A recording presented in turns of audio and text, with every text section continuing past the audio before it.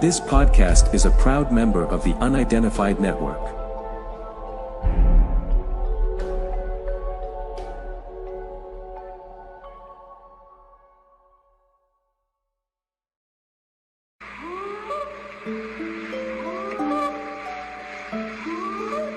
Police in Las Vegas found themselves in the middle of a UFO mystery last month after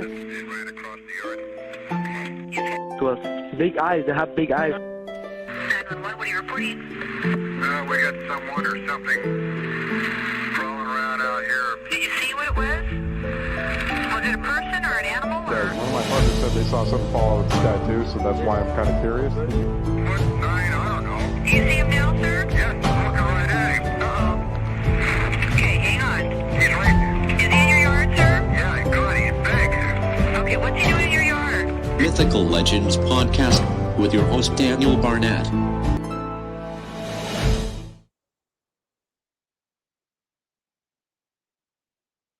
Yeah, we're back on the podcast. Hey, Dan, how's things? Hey, all good. Yeah, good. You? Good. Yes. I've never done a podcast this early here in the UK. Never done this podcast because all the Americans seem to not want to get up early. But this is the first guest, and I'll say this is the first guest that has wanted to get up early, which is amazing. How are you, Dan? Yes, I'm very well, thank you. Well, a little bit chilly. I'm still waiting for our spring to arrive properly, aren't you? Oh, well, yeah, but it's not going to come. You know that. I know. You know that. It's just I live in hope. Yeah. So today we have a excellent podcast lined up for you. We have our weekly fun fact in a minute, which I'll pass over to Joe Roberts in just a second. And then we have an amazing guest who I got the pleasure to meet at the Great Florida Bigfoot Conference last year, and I had a bit of fun with him with his camera. That was pretty cool. And we are going to have some fun with another Mythical Legends co-host as well today, and we are going to make fun of him and Nan that Nan is ancient, and our other Mythical Legends co-host is also ancient as well. And I got a feeling that our guest is also going to enjoy that a lot, judged by how we just acted with him.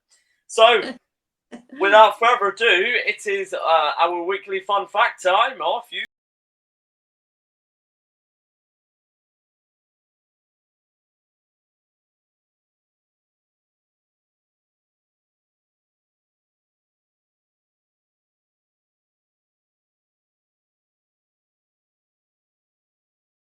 Our weekly fun fact from my fact book here.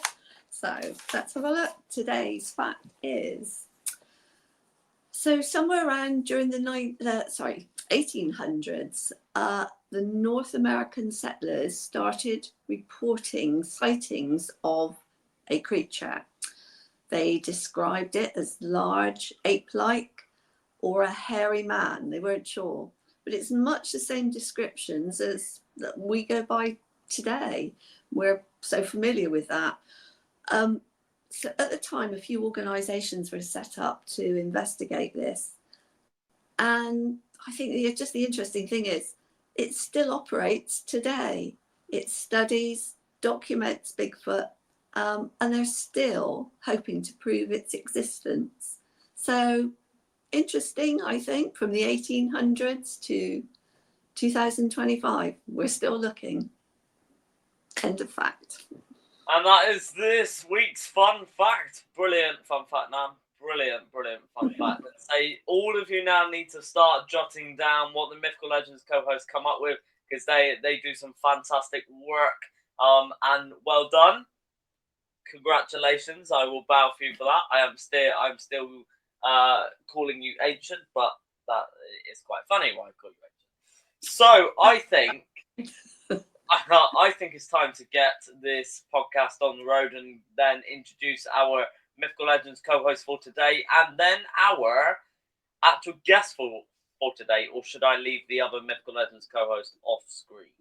Oh, let's bring him on. He'll be sad. He's mean. Okay, welcome to the stage, Mr. Chris Allsford. Hey, how you doing? I am very, very well, mate. You? I'm good. I'm out in the countryside right now. I haven't closed any roads, so don't blame me for that. But I am at work, so lunch break. Say, Chris, how has the last week been? Last week? Yeah. Well, normal. Absolutely crazy. Yeah. So crazy is your normal, isn't it? Yeah. Yeah, well, he's been speaking to me, so of course it is. Right. So, guys, today we have a fabulous guest that will be coming on, and we can't wait to talk to him. And when I mentioned this to Chris last night, he went, "Why didn't I get vote to go on this podcast?" I'm like, "Fine, don't be a baby. You can still come on." So please welcome to the stage, Jason. Hey, mate. How's things? How you guys doing? How's things, buddy? Oh, it's going really good. It's Yeah. early, so I am half asleep. So I really don't know where I am at the moment. So for the introduction of this podcast, I will pass it over to Mythical Legends co-host Joe Roberts. Oh, I'm so sorry. What are we are starting. Because I'm ancient, you see. That's what he keeps saying. I don't know what I'm doing. Have you taken your pills today, love? Who said that? I'm just going to be certain that me and you need a word after this now. Oh, well, it's great to have you on, Jason. It's lovely. I mean, I think we've got so many things to want to chat about and ask you. But I mean, I don't know. Kick off with. I understand from your bio that you've been to quite a lot of countries, filming, doing things. Yeah. I don't know. Can you tell us about some of the countries you've been to? And first of all, do you have a favourite place? Let's see. Well, Australia was a lot of fun. Of course, when I was in Australia, I wasn't researching, monsters or cryptids. I did go to Mexico on the border of Belize, searching for a 40-foot long black caiman, or kind of like a crocodile kind of creature. It was supposed to be massive. So here I am in the middle of the jungles on this river, whipping deeper into the jungle, going to an area where the locals had told me that this 40-foot crocodilian creature would sit on the banks. And when we got there, it wasn't there, obviously. But what was there was a slide, which is when the crocodiles and the alligators sit on the bank to get away from predators or to go after one of their food source. They actually will slide into the banks of the river, and in the mud on the side you'll see like where all the mud is, grass is pushed down, and usually they're about 3 feet wide, and this one that was sitting there like on the slide it looked like it was about 5 feet, so it was quite a big slide. Wow. Not saying it was made by a 40-foot black caiman, because maybe it's when it got out of the water it slid over a bit, but we did see some really big black caiman when we were out there, or crocodiles. We saw some that were like between 14 and 17 feet long. That one attacked the boat that we're in. It scared everyone. It didn't scare me. I thought it was exciting. I'm like, come on. And the Mexicans that were with me, that were bringing me, the locals, they were like, oh no, it's going to sink the boat. We have to turn around. I'm like, just a second. Let me get that one shot. Okay, hold on. Okay, can someone jump in the water so it comes closer? Right? So I'm like, yeah. So I got some really good shots, but I didn't get the shot of the giant that allegedly is out there. Yeah. So, but they did take me to an area where the pyramids. They had this area that only the locals were cleaning up the pyramids, and the pyramid that we climbed up, one side looked like a mountain, and the other side looked like, you could see the ruin of that, and it was taller than the Egyptian pyramids. Wow. Yeah, it was in an area that no tourists go. Like, it was so off the grid. Yeah. Say, to visit Australia and say, us over here in the UK, we don't even think about that because it's so far. But to visit Australia is just fantastic. What do you guys think of that? Amazing. Yeah, I'm gathering these stories that the pyramids will be in Mexico. You're talking. Yeah. Yeah. Mm-hmm. Yeah, they were in Mexico. Yeah. In Australia, I don't know if Australia has pyramids. No, I just, yeah. They haven't found any yet. Yeah. That they know of. No. It's if they did find one, if they uncovered it, it would probably look like a giant kangaroo. Not a pyramid with a pouch on the front to put the. I'm like, crikey, let's climb up that kangaroo. So kind of following on, so you filmed many documentaries around the world, and so what has been your favorite to film? Okay, so the most active area that I have gone into. So I'm from Vancouver, Canada, and about an hour and 10 minutes from here is Harrison Hot Springs, and Harrison is or used to be the epicenter of the Bigfoot encounters and stories anywhere in the world. But I have researched all through North America. I've gone to easily like 10 or 12 different states and locations. And the most active place that I have gone into, where I've had the most activities from whatever these creatures are, it would have to be Michigan, in the UP of Michigan. I've had some of the craziest encounters with, these creatures just watching me from the forest or from the darkness, being screamed at, howled at. And I've researched out in that area so many times. One of the more magical places that I've been to would have to be in the UP. So picture this. We're in the forest and we're walking around, and there is, I want to say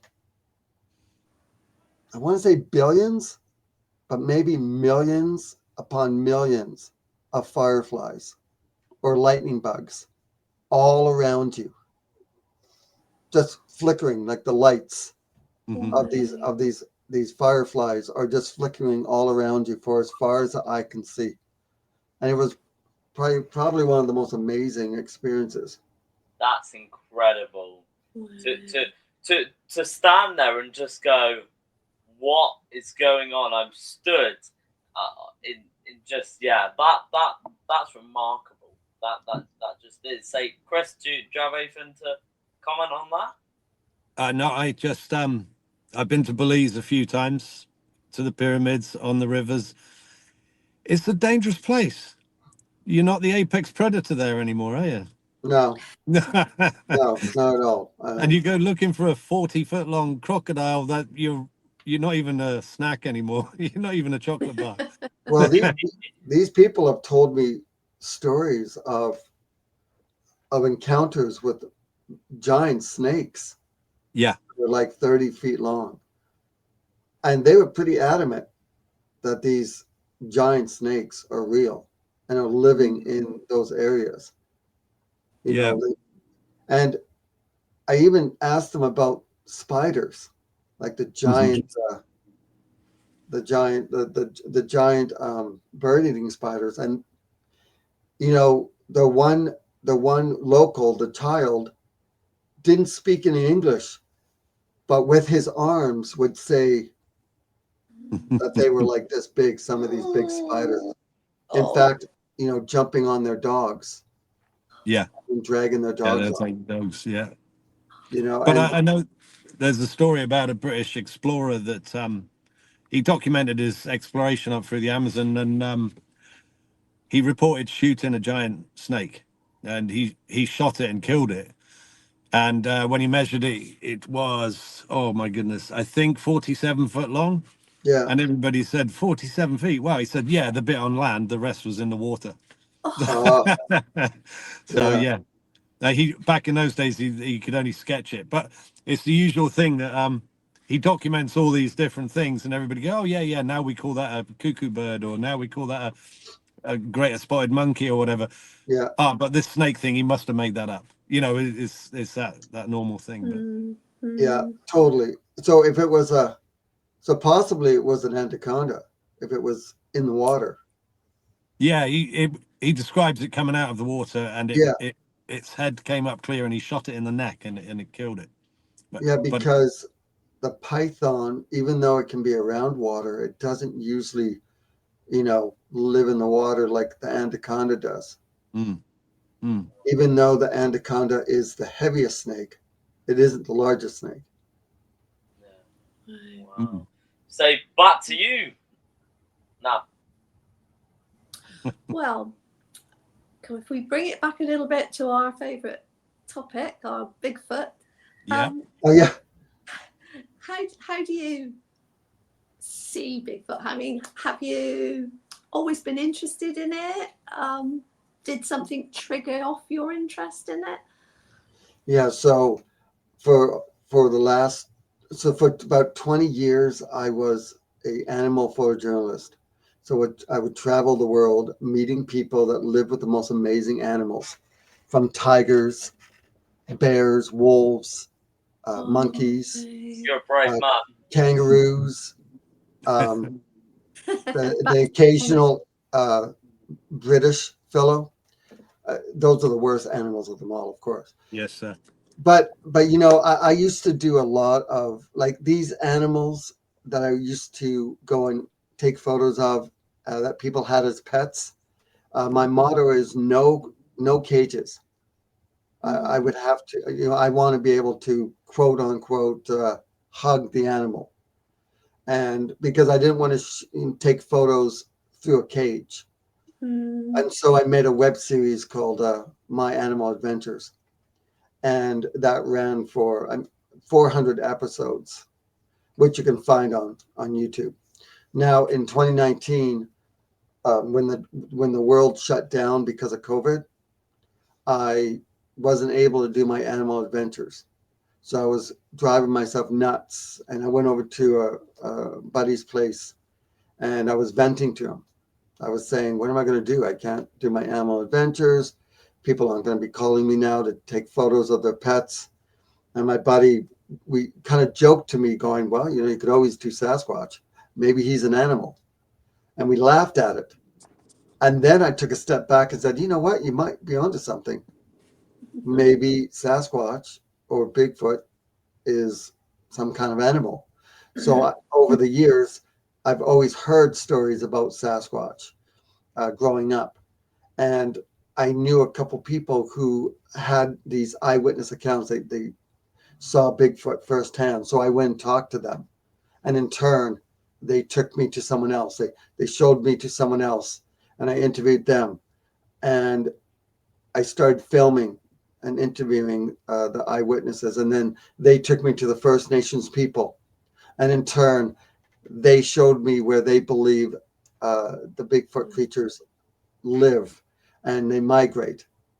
And so I went into that area and found a lake in the middle of the mountains that had hundreds of these giant footprints that went right across the lake. And I had a drone. So I droned the lake and you can clearly see all the footprints in the mud. Wow. And on land, I could see into the water and some of the footprints that were closer. You could see the indents of the toes.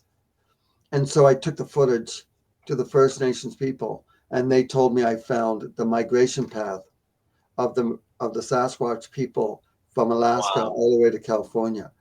And so I made my first documentary, searching for Sasquatch, The Crossing.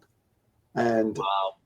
it kind of went viral and it kind of blew up. And then other researchers were contacting me and talking to me, and then they would fly me out to go speak at their conferences. And then I decided to make a second one, and then a third one, and fourth, and fifth, and now I'm up to 15. Oh, 15. Wow. So actually, that leads on really, really nicely, Jason, to my next question. So you've met some incredible researchers out there. So Yeah. could you tell us a couple of researchers that you've met and some of your best experiences with them? Well, so let's see, who have I gone? There's been a few researchers that I looked up to. And then when I went out with them, I was very disappointed. Because, we get out there in the forest, and then the slightest crack in the forest, like a noise in the forest, they're ready to run for their lives and wanting to take off. And I'm like, we've just been here for 20 minutes. We drove 2 hours, to get to this spot, and we get into the forest, and they freak out. And they were researchers we all know and we all look up to, but I'm not going to say who they are, but let's say, so I was really impressed with, I'm just trying to think, Todd Neese was a guy that I really was impressed with going out with, and I was excited to meet him when I met him for the first time. Chad Datemeyer was another researcher that I really liked. Dave Dominique, he's a retired FBI agent, and he was very knowledgeable and going out into the forest. There's been a lot. I love going out with the Sasquatchers. They were a lot of fun. These ladies are like an all-female Bigfoot research team. They are so much fun to go out with. There's so many that I've gone out with. But the funny stories are the ones that, crack, what's that in the forest? Could it be a chipmunk? And they're gone. I'm like, well, one time there's a guy, he was a military guy. He's talked really highly about, his, being in the military and being, a big guy, 6'4", just tattooed, talked about how tough and, going into the forest hunting, bear and all this good stuff, a hunter. And he takes me out into an area where he had experiences. And, I have 2 rules when I go out with someone. And number 1 rule is don't hoax. Like, don't go throwing a rock or a stick into the forest and pretending it's something, or don't pretend you see something when there's nothing there. Stuff like that, or don't disappear and then go out in front and pretend that, you're walking. So that's number 1. Number 2 is if we're out in the forest and something happens, like, okay, a bear or a cougar or a Bigfoot walks out in front of us, don't run, right? Stay close. I mean, I'll be scared just as much as the next person, but knowing animals and stuff, if we stay close together, we look much bigger than the actual animal. And the chances of you kind of being attacked when you're in a group is very rare. So if you run off, you're by yourself. And, so we went off into the forest, and we must have been out there for 20, 25 minutes. And all of a sudden something yelled at us, something screaming at us in the forest. And I'm standing there like frozen, like, oh my God, waiting for something to come out. I'm like, okay, don't run. He booked it all the way back to the vehicle, and he was really choked because I had the keys, so he couldn't get into the vehicle. So that's funny, mate. That is funny. Out. And he was done. I love these two looking at me when you're going, 6'4", military man, tattoos, and I'm going, it wasn't me, guys. All right, it wasn't me. Because I can see where that story was going. Wait a second, it was you, Frank. It was Jason. Yeah. Oh my God, it was Chris who screamed in the forest. It was Chris. Yeah. There you go. Mystery solved. You have to think about this. You're in the middle of the fucking forest. It's nighttime. And if these things wanted to kill you, it would just walk out, twist your head off, and that'd be it. Running away could trigger an actual predator to come after you. If it is a cougar, you running is the best thing it can do, right? Yeah. It's interesting. If you're ever in the water and there's a shark, if you swim towards it, it actually will turn and swim off. And the reason for that is its entire life, when a shark comes at its prey, the prey usually turns and runs. So then all of a sudden you turn and swim towards the shark. It's like, oh, what the heck's this?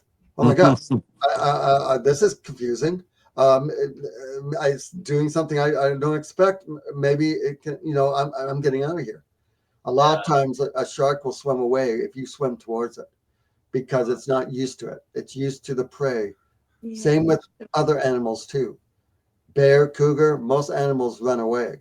But if you stand your guard, a lot of times they don't know what to think. They're like, oh, So I think to everyone out there, we are going to take a very, very short break and then we'll be back after. But if you're going to take one thing from this podcast, the one thing that you take is never mess with Jason out in the forest because he'll keep the keys, which is why, Jason, the one thing I always say, if you're faster than your partner, exactly. I'll keep the keys on me. I'm faster now when I'm out in the forest. Right. I cannot wait to go out exploring with you, Daniel. Oh, mate, it'll be amazing. It'll be amazing. Be careful what you wish for, Jason. You have no idea. Okay, Jason, enjoy this advert and try not to laugh so much after the ad, all right? Is it John? Yeah. For half an hour on Saturday afternoons and for a quarter of an hour on Wednesday evenings, the world's only show about hard science, weird shit, and surreality. And it's co-presented by an anthropomorphic chicken. Be there or be square.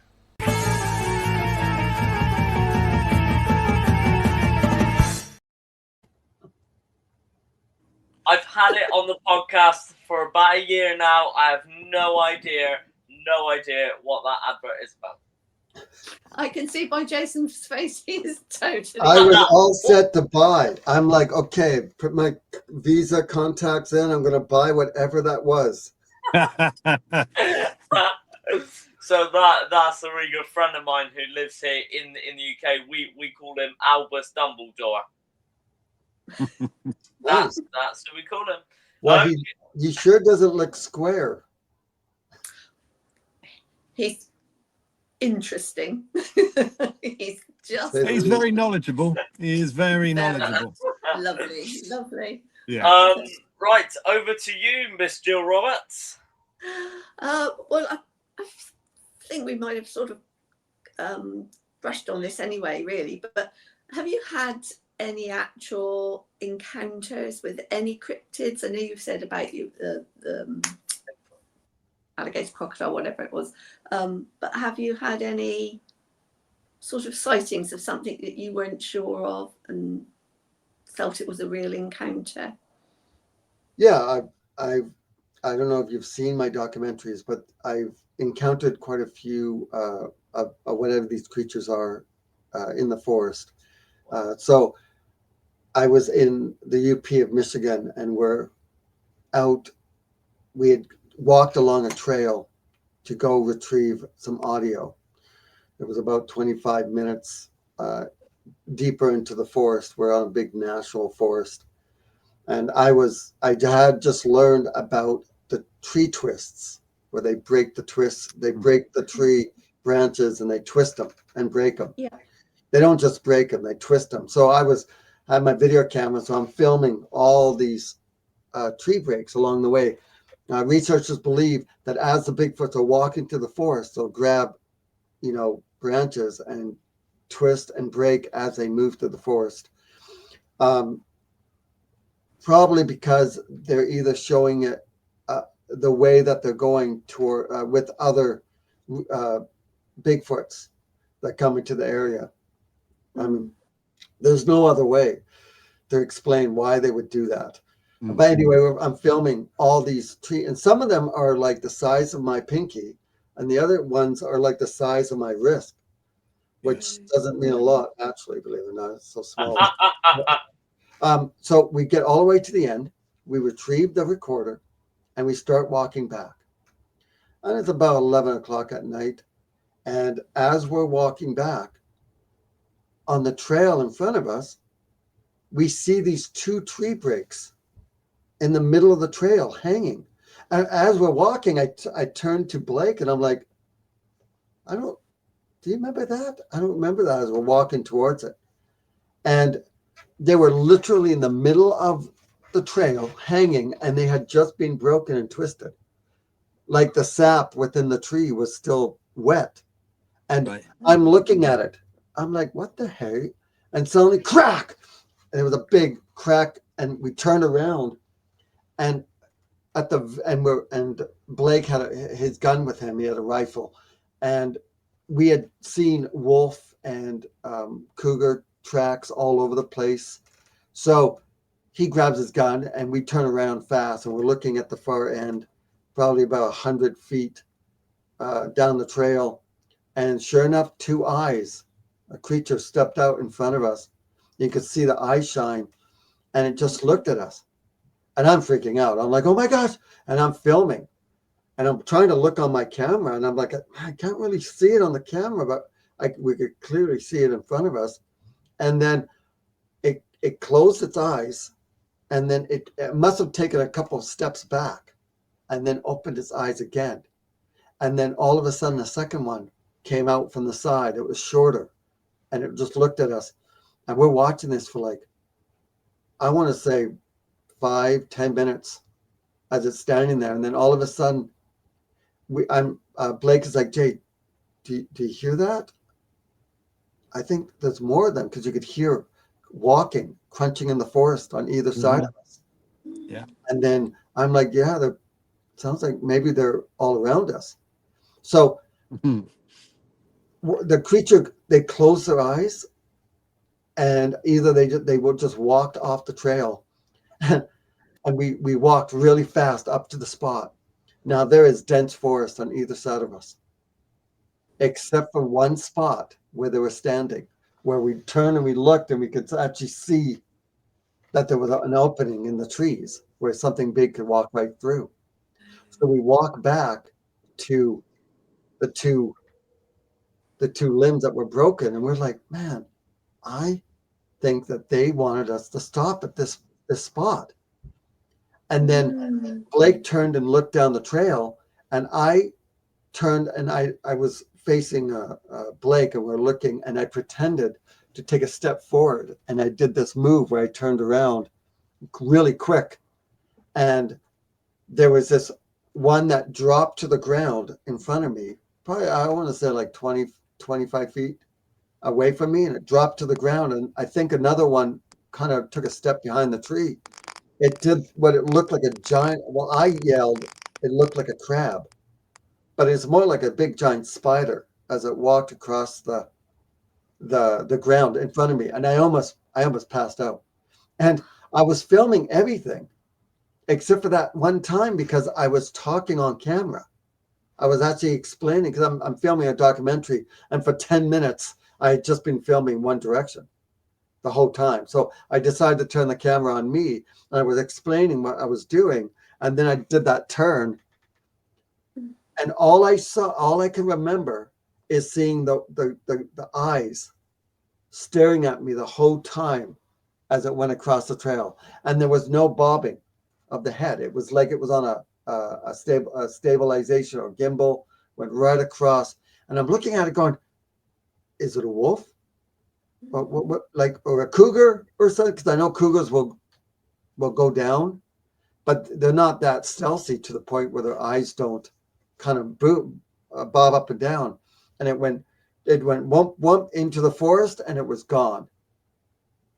That I thought, because here I am talking on camera, and then right over my shoulder was the creature with the eye shine just looking at me. Of course, I didn't see this in real time, because when I got back to my computer 2 months later and I'm looking at the computer, I saw the eye shine behind me, or behind us as we're walking. And that's all, you can see that in the documentaries. And when I saw it, I was so excited to know that I wasn't completely crazy, that I knew I saw something that was organic, or something that was living. Because, I walked away shaking and wondering if what I saw was real, whatever it was. I still can't tell you it was these Bigfoot creatures, because it was so dark and I could just see the eye shine and a bit of the silhouette as it went across in front of me like a giant spider. So there's one question that I have, Jason. What color were these eyes? White. White. I haven't really seen any other color than white. I know people talk about red eyes. Some people I've said they've seen blue eyes. I have seen the weird lights in the forest. I've seen that. Yeah. Oh, wow. So Chris, to you, mate. Yeah. So I wasn't aware that you were on episode 15. I've been watching some of your shows, and there's one thing that I really like about it, and I'll tell you why. It is the kind of I don't know.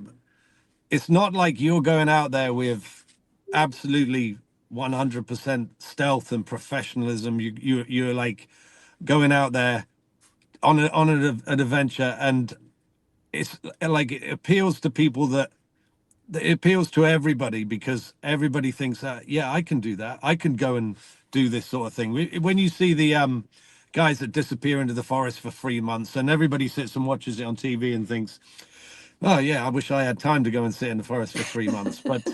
But you actually portray yourself as people like us. You make that connection, and I really like that about your shows. The reason why I'm not stealthy, and I hear people tell me all the time, you should like dress in camouflage, and you should like just sneak around and just be extremely quiet. Well, I don't know, in the documentary, or when I get out there into the field, when I do a howl or I do a wood knock, usually within 45 minutes of me doing a howl, or doing like a howl, things start happening. And in my head, I'm believing, like some people go, well, the creatures know that you're in the forest. I mean, they know as soon as you pull up in the truck. And I'm like, I don't know. It's not like there's a Sasquatch standing there and he's like, okay, walks over to a tree, opens it up, grabs a telephone and goes, okay, that damn Jason Kenzie is back in the forest. No, you cannot eat him. No, no, he tastes like mosquito lotion and tick repellent. Okay, no, you can eat the other guy. That's fine. He's bald. He's from England. Okay, Chris. Yeah, I love that. But listen, I think that when I do my howl, that if the creature's like 5 miles away and it's doing something, it's like, oh, what was that? Huh? And then they come to investigate. That's what I think. I think because things do happen 45 minutes in. Yeah.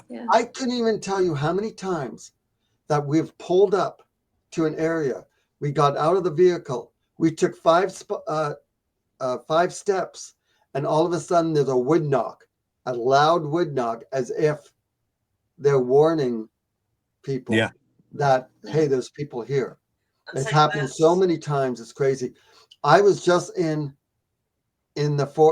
Florida again. I was in the swamps of Florida, and we were walking in the forest. It was nighttime, and we got howled at literally 15 feet away from us on the other side of the forest. It was loud. It didn't vibrate through the body like it's happened before, but it howled right beside us, and we just looked at each other and like. So I did it I took a howl back, and all of a sudden these coyotes went off all around us within 25 feet around us. It's the first time that I've had coyotes howl right beside me. Like usually they're miles away, or at least, half a mile away when they're howling. But when I howled back right after the first thing howled, because the first one that howled definitely didn't really sound like a coyote because it was too deep.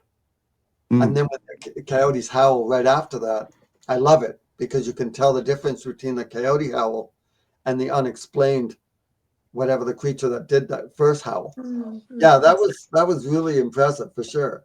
And I was with Tim T, which is also Tim Turner, and he didn't run at all.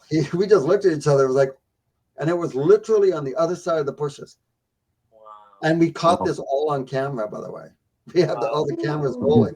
Happened. There's one tactic that no one seems to do. No, I am not running to the forest naked. Again. Yeah, I've tried that. It don't work. It don't work. I tried it. Those freckles, they don't come out very easy. So, I'm just a skip past that. I'm just, I'm to everyone that is watching or listening to this podcast. I'm very sorry for Jason's behaviour. We will ground him in his room for good. And say that there's one tactic that not many people do, and that is go in being normal, go in and just do what you would normally do. Now, there's one thing that we did is walk into a forest and just did it normally. We were just talking, we were loud, we were laughing, and then things started to happen. So it seems to be, and this follows behind what you're doing, Jason, is that maybe sometimes just being normal helps. Now, what classes is normal, I don't know, but our gang was not normal. No. We have with us. So yeah, but that is one tactic that kind of really kind of helps. And so before I pass it on to Jill for our last question, so Jason, you've got an awful lot out on social media and that, so where can people find your documentaries? Where can people watch? So they can find my documentaries on Tubi TV. They can also find it on Stash TV, which is on YouTube. YouTube has their own channel, like Stash TV has their own YouTube channel, and they can find my documentaries on there. It's under the name, Jason Kenzie's Searching for Sasquatch. If you were to search, just Google my name and just put keywords in like Jason Kenzie's an idiot. Oh, no, sorry. Jason Kenzie, Searching for Sasquatch, Bigfoot. You'll find like all the documentaries. You can find them on Amazon too. You can watch them on Amazon. You can find them on Plex TV. You can also find it on, there's two other streaming platforms that are coming out soon. I've been waiting for that. You can, I did not know if you guys know this, but I also published a comic book. All right. The comic book called Searching for Sasquatch and the Hidden Treasure of Bigfoot Valley. Wow. And congrats, mate. Yeah, so it's about an elite group of Bigfoot researchers that go into the forest looking for a dog that was taken by Bigfoot, and they pass through a portal. And while they're in a new realm where there's flying dinosaurs and killer plants, and idiots like Chris, they find all this treasure that's being protected by the Bigfoot people, and the Bigfoot people are protecting the treasure because there's a certain amulet. There's some gold or some kind of a jewel that gives the Bigfoot people their power. So this may or may not be me, just saying, right? But yeah, it's a lot of fun. It's we have to try and get out of this new Bigfoot world with the treasure without being killed by the Bigfoots. No one dies, just to let you know. There's no blood. It's made for adults and for children. So people can find this on Amazon under the same name, searching for Sasquatch. That's great. And also, I published 4 children's books called Adventures of Little JJ, and it has to do with a little 6-year-old boy that uses his imagination to travel the world, meeting new animal friends, and here he is with the Sasquatchers, and they have to, rescue Bigfoot and save them, and then there's another one which is Rescue to Cryptid Island. Little JJ has to rescue a little Sasquatch girl that gets lost from her parents and is helped by the Loch Ness Monster, the little ghost boy. This is what do you call it? A moth boy, and then little Indian girl, and yeah, it's just a lot of fun. It's very colorful and very. It's for all ages. I put big words in there so that the kids can go, "Mommy, Dad, what does that word mean?" And then you can kind of explain, Well, Billy, supercalifragilisticexpialidocious. It means we have no idea, really. Okay. But the sound of it is really quite atrocious. Yeah. But if you say it loud enough, Exactly. it's But yeah, so if people just search my name, you can actually find some interviews I did with the British Mirror, also about the Black Panthers that you guys have in England, and Bigfoot too. The British Mirror had contacted me and asked me for my expert opinion on some photographs. So you can find that there. There's a lot of stuff. I'm going to be coming to Britain in the near future, so to England to do some researching for Bigfoot. So amazing. We shall get in contact, Jason. I tell you that right now. Not with Chris. Don't worry. And Nam will probably not be here by then. Right now, on to you for the last question before we have the podcast of the week. Well, I think my last question might be, how on earth did I have a grandson that's just so rude? What did you do wrong in your last Exactly. life? This should be in the book of, the 7 wonders of the world. Well, really, just going back to your photography of the wildlife photography, sort of what was it kind of like to just do that? Was it more than going on a mission in to see something? I mean, was there a favorite? That's what I'd like. Do you have a favorite animal? Okay, so my favorite animal is like the wolverine. The wolverine is one of my favorite. Is it? Yeah. So then there was a lady that owned. She lived with 5 wolves. So she had these big timber wolves, and they're not wolf dogs. They were purebred timber wolves. And I flew out to Saskatchewan and went and met her, and we went into the enclosure. She had like, I think it was like 7 acres of land that was fenced off where her wolves could run. And they were a lot of fun. And I have a 2-part documentary that you can find on my experience with the wolves. I even went down into a wolf den. I went down to a wolf den. When she told me this is a wolf den, I looked at her and said, "There's no way I'm leaving here without crawling down into this wolf den." And it was amazing. It was like 40 feet down. It was like 40 feet down. It opened up. There was other chambers off to the side. There was lots of wolf poop. I'm still trying to get that off my hands. That damn stuff doesn't smell really like wolf anymore. But yeah, there's lots. So the wolves was one of the most magical.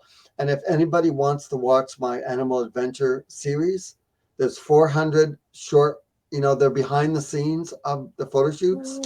And you can find them on YouTube under A Photo Warrior, all one word. Or you could just put Jason Kenzie Animal Adventures into YouTube, and you'll find you can find all my animal stuff. Once you find one, you just click the name underneath. You'll find them all, and there's a lot of fun. You really get to see the fun I have with the animals, and my animal adventures basically prepared myself for going into the lore of cryptids like Bigfoot and Dogman and Mothman, and that is fantastic. And say to all of our viewers, whether that's Bigfoot, cryptids, or even just nature, I think Jason is for everyone here, and there's not a lot of something for everyone. Bigfoot researchers that do that've done everything, and say I've really enjoyed this conversation, so it's been fantastic, and thank you so much for coming on, Jason. I think we will definitely run into each other again, but if we ever do run into each other, I'll make sure Chris is not with me. All right. Well, I'm looking forward to meeting you guys. No. Hush now, Daniel. I'll send you a message later, Jason. Right. Hey, Daniel, can I ask you a question? Yes, Jason. So what did you think of that video clip I sent you when I filmed you at the? Mate, it was fantastic. Did you like that? Fantastic. Oh, mate, I enjoyed that so much. That was amazing.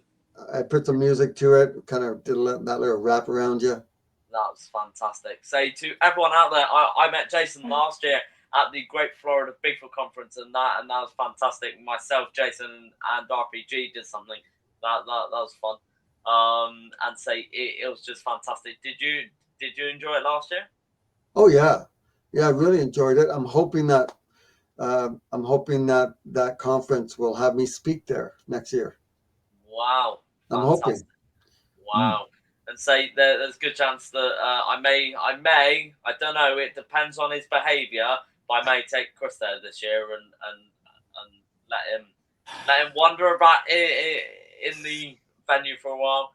And say so to everyone out there, thank you so much, Jason, for coming on. And anyone who has any questions for Jason, then please either message me or message Jason directly on Facebook. So let's get on with podcast of the week. So Jason, we will speak to you in a minute, mate. Let's get on with podcast of the week. Let's see what it is this week.